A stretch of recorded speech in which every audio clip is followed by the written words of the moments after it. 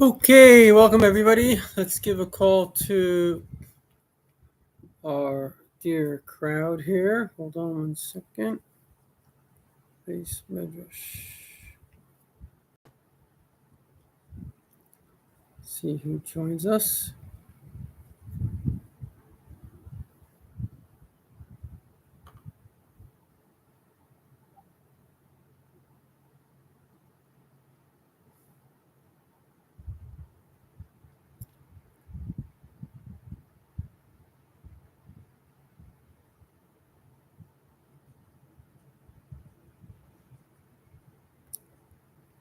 Okay, so today we're going to be speaking about a very important subject, and that is how do the Jewish people survive?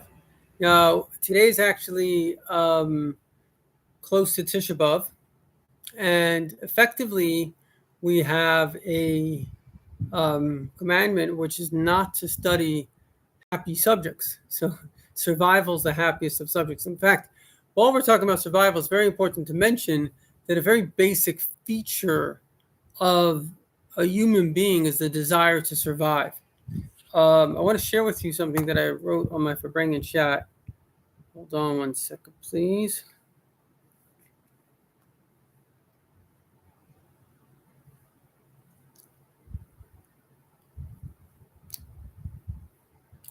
Let's see here. The number one prerequisite for a good world and for goodness is wanting good for others, which also is based on wanting good for yourself. That's a very, very important idea, because wanting good for ourselves is the most basic reality that a person has. Even an animal wants a good for itself. It doesn't want to be in pain, it wants to be in pleasure. But often what happens in life is that people have picked up a negative identity.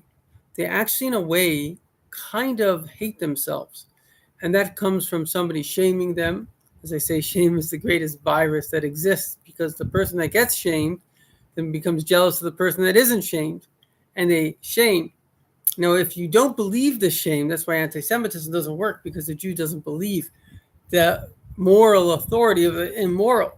But if a person does believe it, and they mistakenly assume that a person that's shaming them is coming from a place of justice and truth as opposed to jealousy and hate, then they could actually really be, it could affect them negatively. So, in the end of the day, the truth of the matter is that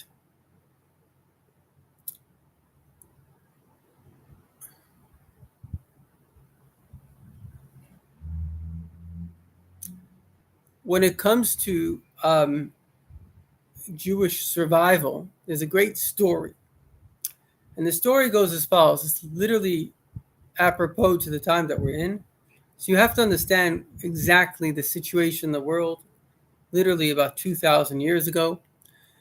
At this point, Rome has reared its ugly head, and it has become a superpower in the world. Before that, it was Greece. Before that was Persia. And of course, these countries, they didn't win based on compassion and soft power. They won based on very, very, very hard power. And they won based on tyranny. And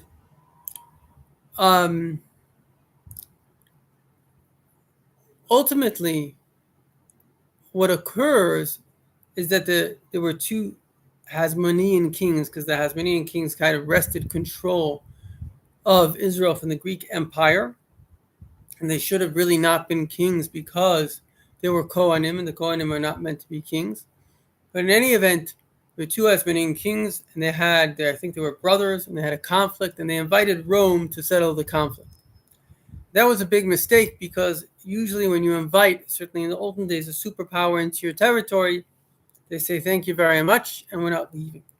And so effectively from that time on, maybe 100 years earlier, Rome exerted its control. And eventually, at a certain point, they got rid of the Jewish kings altogether, and they put in their own governors. And these governors were basically selfish people. They didn't have any interest in the territory they were governing, except for what they could extract from the territory. And they effectively often really were offensive to the Jewish, probably other sensibilities in other territories that they controlled, because all they cared about was themselves, maybe propagating their own idolatry, which of course to a Jew is the height of tyranny, the height of abuse. And so what happened was the Jewish people rebelled against Rome. Now, this was not a small rebellion. The BBC did a documentary of the 6 major wars that Rome fought. Rome must have fought, I don't know, hundreds of wars. So if we're focusing on 6 wars, it must be that they were very difficult battles. It was a 4-year battle for Rome. It was very, very difficult. In the end of the day, Rome was successful in its heinous desire, but before it was successful, they created a siege around Jerusalem. And I believe the siege lasted for 3 years. There was a terrible hunger in the city. Tonight we actually read about Eicha. I believe that Eicha was written by the prophet Yirmiyahu, who in fact lived in a similar time where the Nebuchadnezzar, I believe, also made a siege around Jerusalem. It says, Toiv Chalalei Mavis, better were the people that died from the sword, the Chalei Chav, than those people that died from hunger. Terrible death. In the end of the day, it was a bad situation. Now, the story is that Rabbi Yochanan ben Zakkai, the rabbis, the great saints and scholars and leaders, they understood that this was a mistake, that we really should not be attacking Rome. And in actual fact, we should be in a situation where, whether you like it or not, sometimes the devil that you know is better than, stirring up the pot. But there were a bunch of young, if you want to call it hot-headed Jews, and they were like not listening to authority, and they said, we are going to take control. And they managed to oust Rome, but they were also busy killing one another. It was a bad situation, 3 groups. And finally, when Rome was attacking, they put down their own inner strife, and they went together to go against the common enemy. And so many times in life this happens. It's a great tragedy. But a family could be busy bickering, then suddenly somebody falls ill. Then they let go of all their fighting.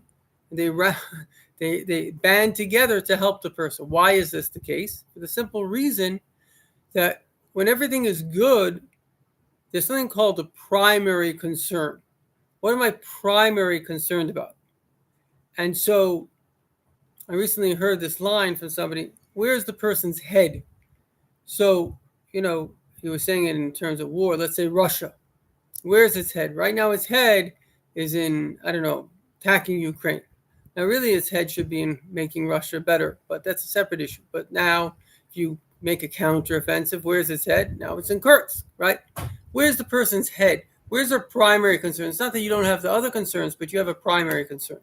Now, having a primary concern is very important because sometimes that's the primary issue that you have to deal with. So where is the head of the Jewish people at this moment? It's in attacking Rome. Meanwhile, Rabbi Yochanan ben Zakkai, one of the great sages, realizes that this whole thing is really a plan of God. In fact, one of the Roman generals that came, he was going to be appointed to attack Jerusalem. I guess he was a spiritual man. And he took an arrow and he shot the arrow to the right. And lo and behold, the arrow turned and pointed towards Jerusalem. And he shot it to the left. And it turned and it pointed towards Jerusalem. He shot it backwards, away from Jerusalem.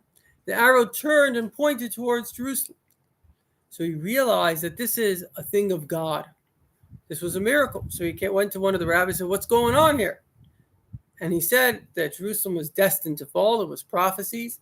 He says, what will happen to the person that makes it fall? And he said, well, they will be destroyed. So he actually converted to Judaism. He had a long-term instead of a short-term thinking. In any event, Rome dispatched a general, Vespasian, very, very able general, and he had surrounded, said many people that would just go out in search for food outside of the walls of the city because it was so desperate. The Romans would basically crucify them, and it was just a way of putting in fear. It was a terrible situation. In the end of the day, this Rabbi Yochanan ben Zakkai needed to meet Vespasian. He had a mission.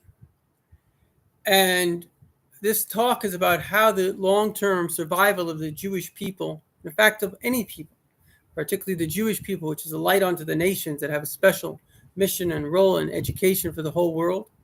And so he made a deal with one of his nephews who was a sentry. He was a soldier with one of the kind of, if you want to call it, the militia forces of the Jewish people. And they were protecting, they were in charge of the gates of Jerusalem, who comes in and who goes out. Now, obviously, those gates were very important gates because those gates were determining the future. The whole Roman offensive was to break down those gates. Well, lo and behold, he made a fake story that he got ill and that he died. And he was put into a casket, and the burial was outside of the city. So people were allowed to go outside of the city in order to bury the dead. So as he's walking out, the people, some of the sentries of the militias, they wanted to stab the actual, they wanted to stab the actual coffin in order for it, in order to, see if anybody's dead or not.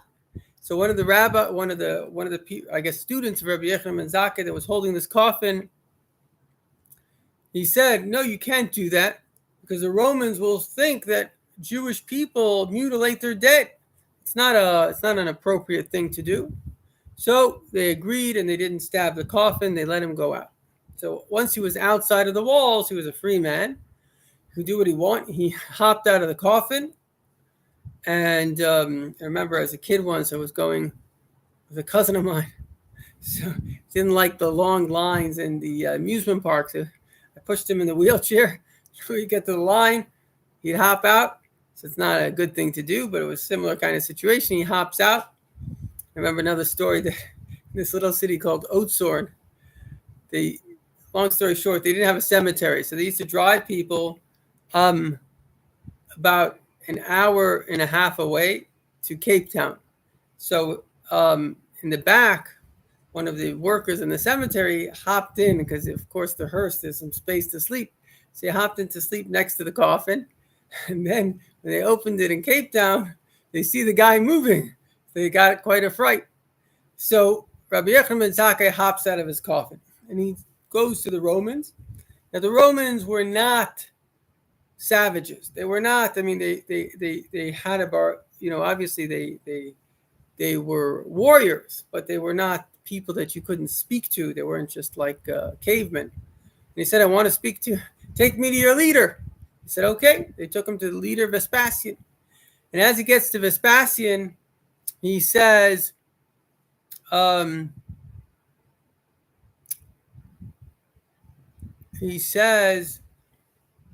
as follows. He says, basically, Shalom Aleichem, welcome, or hello, Your Royal Highness, Your Majesty. So Vespasian, who was obviously a bright guy, he said to him, you should be put to death for two reasons. First of all, you called me the king and I'm not the king. And second of all, if I am the king, what took you so long? Why did you come now? Why didn't you come before? So he said, listen, it says in the in the writings that Halavonon ba'ad yipol. Lavonon comes to the word white. Jerusalem is white because it's pure, and it will fall to a king. And I can tell that it will fall to you. So you must be a king. And if you want to know why I didn't come earlier, it's because the Biryonim, it's kind of the wild men, the militias, they prevented me from coming. So in other words, he was saying, I'm kind of a good guy. I accept Rome. The militias, they prevented me. So he said, listen, there's a barrel of honey and there's a snake on top. You have to break the barrel, and that way you get rid of the snake. So he didn't answer him that, because in other words, he was saying, like, why didn't you fight the militias out? So at that moment, a miracle occurred. A messenger arrived from Rome, and he said to Vespasian, you have been elected by the Senate of Rome. I don't know if you know this, but it's a fascinating fact that while Vespasian is destroying the Holy Temple or working at that, there were 20,000 Roman Jewish citizens. Right? Rome was a republic. People elected the emperor, however exactly it worked. In any event, that was just some kind of fact. But in fact, there was a certain fear in Rome of the Jewish people because many of the noble people had converted to Judaism. It was a nephew of the Emperor Hadrian. The nephew of the Emperor Hadrian, his name was Onkelos, very famous Onkelos Ager, his commentaries in every Torah. In fact, Hadrian, very famous story, in case you're not familiar with it, a very beautiful story, which is that Hadrian sent a group of Roman soldiers to capture Onkelos and bring him back to him. So Onkelos spoke to them about God, and he convinced them, and they all converted to Judaism. So then he sent another group of soldiers, and he said, but don't speak to him. And they came, and as they grabbed him to take him away, he kissed the mezuzah, but he did it with such beauty that people said, tell us what's going on here. What's this thing? And he says, well, a human king gets a treasure, and then he has to hire a guard to protect it. But our king, God, he stands and protects us even when we go out. They were so impressed they converted. So he realized that he can't get him by force. So he sent him a message. He said, please come to Rome. I just want to speak to you. So he came to Rome and he said, what made you convert to Judaism? You can imagine it's a massive blow to an emperor. And he said, you. So he said, me? Yes, he said, because when I was young, I asked you for business advice. And you said, buy things that people don't value. And when the price goes up, sell it. Well, people don't value the Jewish people in Judaism. Price is going to go up. So I bought it. In any event, getting back to the story, what happened was he was now the emperor. So first of all, he was in the middle of putting on his boots, and he had put on one before he had the news. Now he gets the news that he's the emperor of Rome, and he couldn't put on the other boot. So he realized that Rabbi Yochanan ben Zakkai was no human being. He was a very, very holy man. He was a very great prophet. So he tells him, what do I do? What's the story here? So he says, well, it says, Shemua toiva tadashin otzam. A good tiding, a good news, makes your bone fat. So your bones got fatter, so now your shoe won't fit on. So he said, what do I do? So he says, it says somewhere else that if you see like an enemy, somebody you don't like, it like shrinks you. In general, like when we're happy, we like expansive. And when we're sad or in fear, we're contracted. So he said, by the way, that made me realize an interesting thing, which is that a human being generally should be in an expansive state. It's a whole long story, but the basic idea is like this, very profound concept while we're talking about expansiveness and contraction. So when a person is young, the basic idea of a human being is to expand. We certainly, if there's self-love, we want to like expand ourselves. Now, some people that are very, what we would call edel, very refined, very pure, they don't have this need to spread out, right? This guy, who was a very smart guy, he told me he believes in the neon light theory. Everybody wants their name in neon lights. But a long story short, a person has to have both the quality of expansion as well as the quality of contraction. But the trick is to whom? You should be expansive to other people, but you should be humble and contracted to God. And if you have these two qualities, the quality of expansion, because some people have this expansiveness, but that can actually come across a little bit in kind of like almost a narcissistic thing. And other people, unfortunately, could be too repressed, too contracted. And maybe you should be standing up for what's right. So this is the mechanism to be contracted to God's will and to be expansive to everybody else. Okay. I mean, obviously, there's certain people that you have to give honor, wife to a husband, children to parents. But there are obviously certain ways that you have to, obviously, my husband has to respect his wife even more than himself. But there are certain things, but generally speaking to the world, you should have your value system and humble to your value system, and then be expansive in the light of your value system. Okay, that's a separate question. But the point is that his boot came off, and he realized that this is a great man. He says, listen, I'm heading off to Rome. I'm going to appoint somebody else to, finish off, God forbid, Jerusalem. Tell me what you want. What can I do for you? It's the first thing the king is going to grant. So he says, I want Yavne v'chachameh.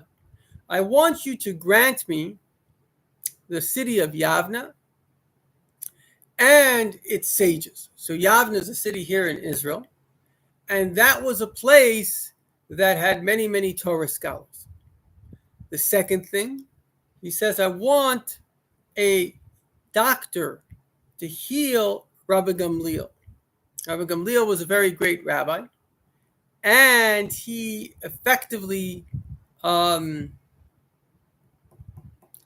to remember if I'm saying this right. I think I'm saying it right. Could be I'm mistaking names. In any event, Rabbi Gamliel was a very great rabbi, and he had fasted, I think, 40 years in order for the temple and Jerusalem not to be destroyed. So you can imagine he was very weak. And so he asked for a doctor, and eventually they had a doctor, and he gave him a little bit of prune juice. Slowly nursed him back to health. And also for the kingdom of David, very interesting. He protected the Davidic line, that line should continue. Now, the wish was granted. Now, it's an amazing thing when you think about the first thing he said. Imagine you can get anything. What did he say? He said he wants basically Torah to continue. So he understood that the temple was going to be destroyed. He understood that basically Israel was going to be destroyed. In fact, how did Israel was called Judea. If you look this up, and if anybody has any doubts on Jewish history here, you can look this up. Thanks for the likes, guys. But basically, bottom line is that they minted a coin called Judea Capta. So there's an ancient coin called Judea Capta. Israel was called Judea. Actually, the name Israel's Eretz Yisrael is mentioned, I think, in the Torah, but it is actually more a modern Israeli terminology for the country. But the country used to be called Judea. Fine, Yehuda, right? There's basically three parts to Israel: Yehuda, the Shomron, and the Galil. We're broadcasting from the north, from the Galil. Okay, sounds good. So the question is, why was he so focused on the Torah? And the answer is because he understood, like we mentioned, that Jerusalem was going to be destroyed. And in fact, the Romans at the Bar Kokhba revolt, which happened 60 years later, which again was an amazing revolt.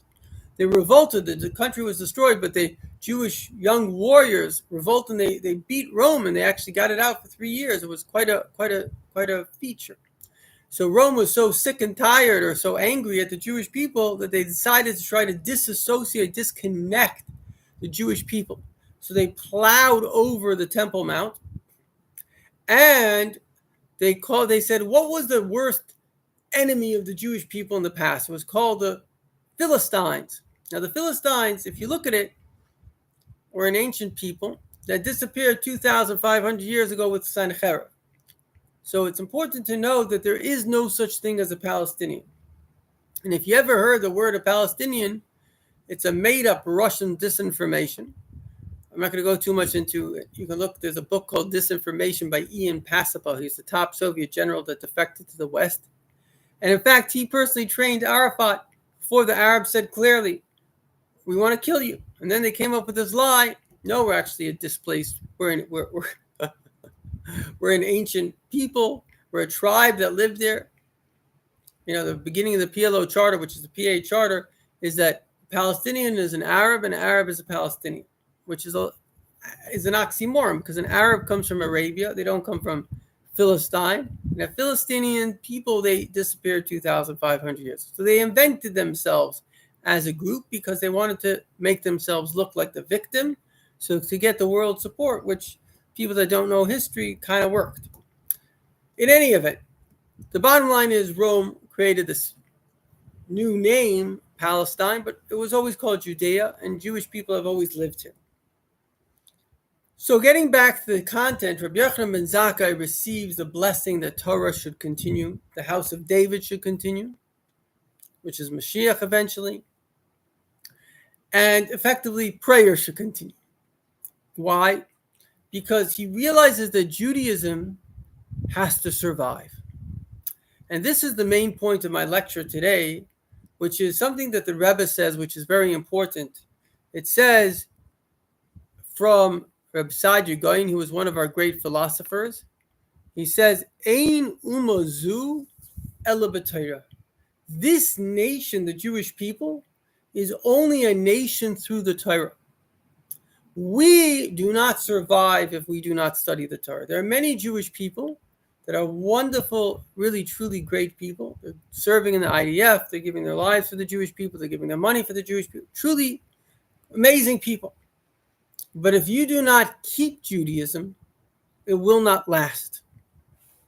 There may come a generation, the next generation, that says, I want to find out the truth, and I want to learn more.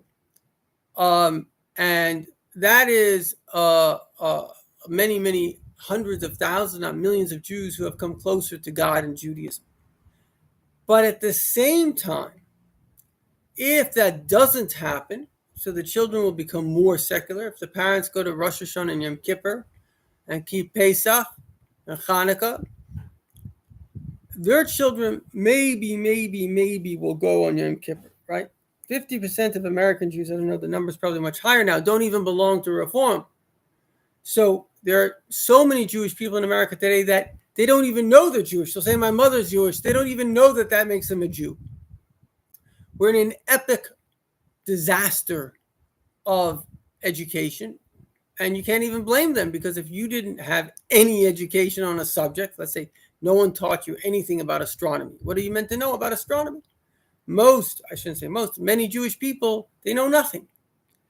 And so then they'll marry out. I think there's already a 70% intermarriage rate. And then, of course, the children, maybe 50% of them are Jewish, but even more watered down. So they have no knowledge whatsoever. And such a situation, in 2 or 3 generations, it loses, and it literally stops being a Jewish person. In fact, the previous Rebbe said, when he came to America, it's critical to save Jewish people, because if you save them and they become religious, they will literally become part of the Jewish nation, greet Mashiach. And since that time, when he said that, about how many years? He said that, let's say 1940. So 1940, so about 80 years have passed. And it's happened. Many, many people, maybe even hundreds of thousands of people have been lost to the Jewish people. So the bottom line is that it says, Ein umazu ela b'Torah. This nation is only a nation through the Torah. It is only when a group has a common value system that group can survive. Now, it's also very important, and this is a critical thing, is that there has to be a past, a present, and a future. A nation that doesn't have a past, doesn't have a present, and doesn't have a future, And so we have to realize who we are, what is our past, what is our present, what is our future. So as a Jew, we are basically the children of Avram, Yitzchak, and Yaakov. We have been chosen by God to have a very high standard of spirituality and morality, and to share the seven Noahide laws with the whole world. And this is who we are. And the future, of course, is that the Mashiach is about to come. For those of you that weren't with me yesterday, I said that I feel, and many people feel, Mashiach's going to be here this Tisha B'Av. It says that God destroyed the Beis HaMikdash in the month of Av in order to rebuild it. And it's probably going to happen now. And you should be ready for the coming of the Mashiach. Literally, if you were to see God now, how would you want to look? Well, get dressed now because it's happening. It's a beautiful story that a person... There were two brothers, and they had a falling out. And there was a wedding of one of the brothers. So he invites his brother. You know, you get excited. You're a wedding. You're happy. You're expansive. You're not contracted. So he invites his brother. But this brother was not so happy. So he says, forget about you. I'm not coming to your wedding. I'm not interested. But meanwhile, the brother he really wanted his brother to come. So he knew that his brother loved the violin. And at his wedding, he called beautiful, beautiful classic violinist. And he told him, go to my brother's house and start playing music. And the brother heard such beautiful music. He starts to listen. Where does the music coming from? So he goes out of his bed. He follows. And slowly but surely, the guy is drawing him, taking steps backwards till he ends up in the wedding hall. So his brother comes out. He hugs him. He says, thank you so much for coming to the wedding. I just have one question. Why did you have to come in your pajamas? So when Mashiach's going to come soon, we want to be looking good. And this is, of course, not a physical look. Around each and every one of us is Gan Eden and Gehenna. Everything that we'll ever think, say, and do becomes part of our Gan Eden or Gehenna, or heaven or hell. And so when a tzaddik sees us, he literally sees everything that you did. I have a friend, he's not a tzaddik, he's a little bit psychic. He told me that he could see in people's auras things that they did. We're an open book to the tzaddikim.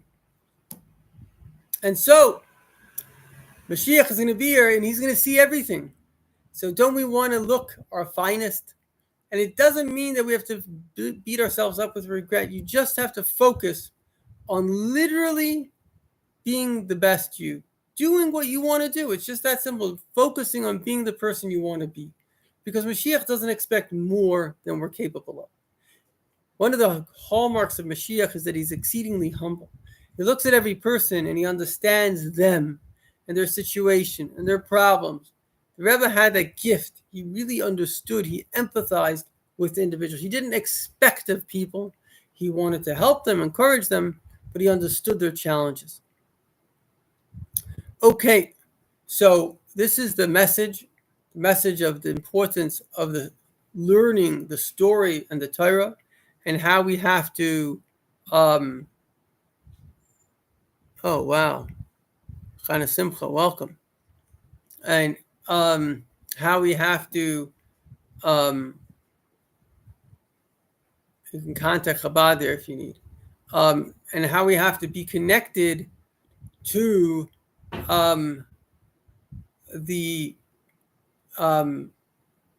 basically the story of the Jewish people. And really the story of the Jewish people is the story of all people, because the Torah encompasses everyone. The story of the Jewish people, which is really studied certainly by 2 billion Christians, and in a certain sense revered by over 1 billion Muslims. The story of the Jewish people is the story of all people, because the giving of the Torah was not only for the Jewish people, it was God's message for the whole world.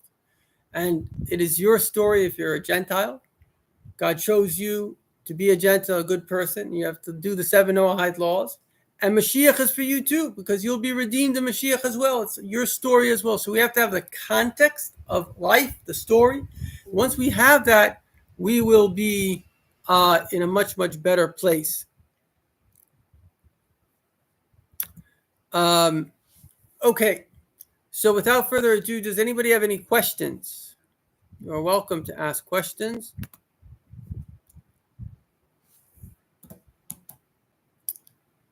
Any questions? Third time, last time, any questions? Okay, let's do a little meditation, and this meditation will help us identify the importance of Torah and identify the importance of the Jewish story. Take a deep breath, breathe in Hashem, breathe out exile and fear, and breathe in hope and love, and breathe out any type of shame that you may be holding. In fact, shake it off. Shake off the shame. Imagine the shame that you might be holding just going out of you. Shake it off. It doesn't belong to you. It's not part of you anymore. But shake off over here and by the back of your neck, go like that. Get rid of the negative energy. And take another deep breath. And think about the things you're grateful for in your life. Let's take a moment to think about that.